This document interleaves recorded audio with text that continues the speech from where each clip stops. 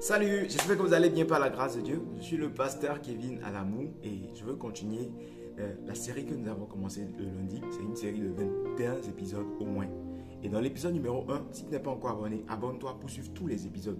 Dans l'épisode numéro 1, nous avons dit que nous devons garder notre cœur. Le thème principal, c'est garde ton cœur plus que tout. Et nous avons dit que nous devons garder notre cœur plus que tout parce que toutes les sources de notre vie proviennent de notre cœur. Numéro 2, nous avons dit que nous devons garder notre cœur plus que tout parce que tous les chemins tracés de Dieu pour notre destinée, pour notre vie, se trouvent dans notre cœur et c'est dans notre cœur que nous les découvrons. Aujourd'hui, nous allons voir l'épisode numéro 3. Dans l'épisode numéro 3, nous allons voir la troisième raison pour laquelle nous devons garder notre cœur plus que tout. Alors, nous allons ouvrir nos Bibles dans Ézéchiel 37, les versets 26 à 27. Le Seigneur dit, je vous donnerai un cœur nouveau. Je mettrai en vous un esprit nouveau. J'ôterai de votre corps votre cœur de pierre et je vous donnerai un cœur de chair. Verset 27. Je mettrai en vous mon esprit. Je mettrai en vous mon esprit. C'est là que je veux m'attarder. Le Seigneur dit qu'il mettra en nous son esprit. Cela veut dire que l'esprit de Dieu est en nous. Maintenant, je vais vous poser une question. Si l'esprit de Dieu est en nous, je vais vous poser une question. Est-ce que vous pouvez dissocier? Vous pouvez séparer mon esprit de ma personne. Est-ce que tu peux séparer ton esprit de ta personne? Si ton esprit te quitte, c'est que tu ne vis plus. Si mon esprit me quitte, c'est que je ne vis plus. De la même façon que nous ne pouvons pas dissocier l'esprit d'un être humain de sa personne, de la même façon que vous ne pouvez pas me dissocier de mon esprit, nous ne pouvons pas dissocier Dieu de son esprit. Et qui parle de l'esprit de Dieu, parle de Dieu lui-même. Donc si Dieu dit, je mettrai mon esprit en vous, Dieu est en train de dire, je me mettrai moi-même en vous. Cela veut dire que Dieu vit dans notre cœur par son esprit. Donc nous devons garder notre cœur plus que toute autre chose parce que Dieu vit dans notre cœur par son esprit. Et tu dois prendre conscience aujourd'hui que Dieu ne vit pas ailleurs. Dieu ne vit pas chez un féticheur. Dieu ne vit pas chez un visionnaire. Dieu ne vit pas chez un prophète. Dieu vit d'abord dans ton cœur. Même à l'église, Dieu n'est pas là. Dieu est d'abord dans ton cœur. Cela ne veut pas dire qu'il faut pas aller à l'église. Dieu est dans notre cœur. Et tu dois apprendre à chercher Dieu dans ton cœur. Beaucoup aujourd'hui ne comprennent pas, n'ont pas la révélation, n'ont pas la conscience que Dieu vit dans leur cœur. Et cherche Dieu partout, même devant les objets. Dieu vit dans ton cœur.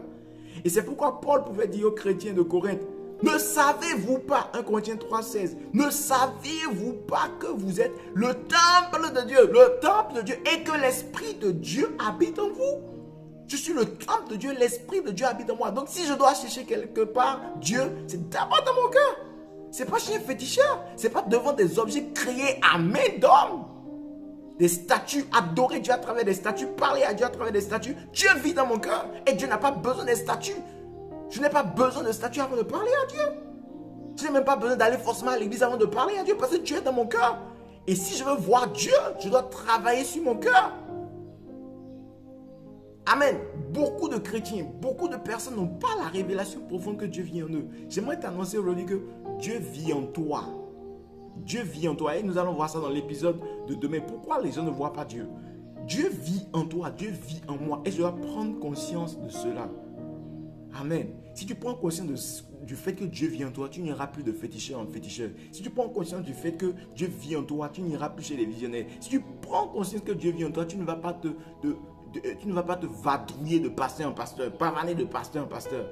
Et si tu prends conscience que Dieu vient en toi, tu ne dois plus laisser l'amertume, la rancune, le mensonge, les pensées impures, végéter, le manque de pardon, végéter dans ton cœur. Parce que ces choses-là empêchent Dieu de se manifester. C'est dans ton cœur qu'il vit. C'est dans mon cœur qu'il vit. Et nous devons prendre conscience à partir d'aujourd'hui. Si tu prends conscience que Dieu vit dans ton cœur, tu vas le chercher dans ton cœur. Avant d'aller le chercher chez un visionnaire. Tu vas chercher sa direction dans ton cœur. Amen. Dans ton cœur. Dieu vit dans mon cœur. L'adresse de Dieu a changé maintenant. Relocalise Dieu. Dieu est maintenant dans ton cœur. Il n'est pas au ciel. C'est vrai qu'il habite au ciel, mais il est dans notre cœur à travers son esprit. Amen. Dieu est dans ton cœur. De la même façon qu'il est dans le cœur d'un pasteur, d'un prophète, il est dans ton cœur. Et tu dois apprendre à le chercher dans ton cœur. Voilà, ce sera tout pour aujourd'hui. Seigneur, nous te remercions pour le message aujourd'hui. Merci parce que tu nous as parlé. Saint-Esprit, enseigne ce message en profondeur à tes enfants afin qu'ils prennent conscience de qui Dieu est dans leur cœur, afin qu'ils veillent sur leur cœur et que leur vie soit transformée et changée. Au nom de Jésus, nous avons prié.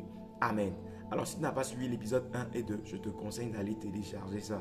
Abonne-toi et télécharge. Et abonne-toi, active la cloche de notification pour ne rater aucun des épisodes à venir les jours qui arrivent. Sois béni. C'était le pasteur Kevin.